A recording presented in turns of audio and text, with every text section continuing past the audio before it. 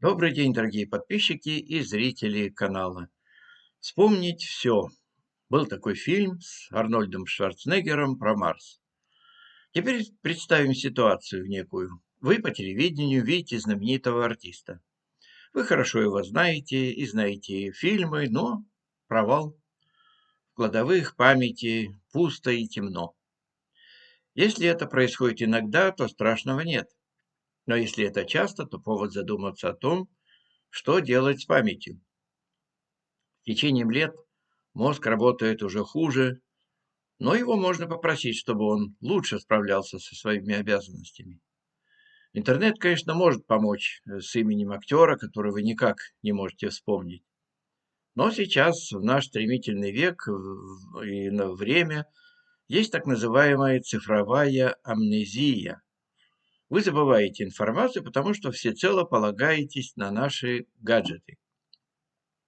Когда же мы изучаем что-то новое и потом вспоминаем об этом, в мозге работает гиппокамп и префронтальная кора, и память улучшается. Но если надеяться только на компьютер, эти друзья, наши участки мозга, со временем начнут зевать, дремать, засыпать, в общем, работать хуже.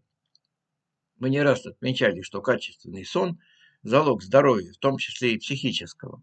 Но если обычного ночного сна не хватает, то ничего страшного не будет, если на эти полчаса прилечь днем. Это также поможет в работе памяти.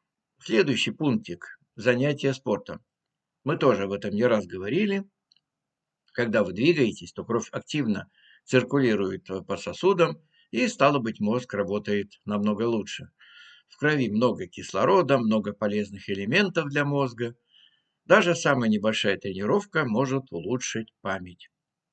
Не увлекайтесь многозадачностью. Виртуозная способность делать несколько дел одновременно, она, конечно, очень удобна, но она не полезна для мозга. На самом деле он, бедненький, испытывает крутой стресс.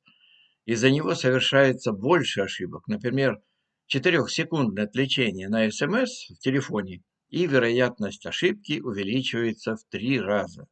Поэтому ученые рекомендуют, чтобы во время работы отложить телефон и не отвлекаться на него.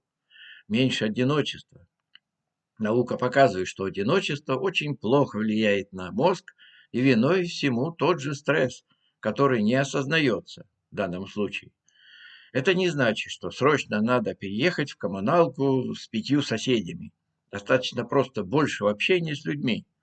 На сегодня это все. Подписывайтесь на канал, оставайтесь с нами и будьте уверены, все будет хорошо.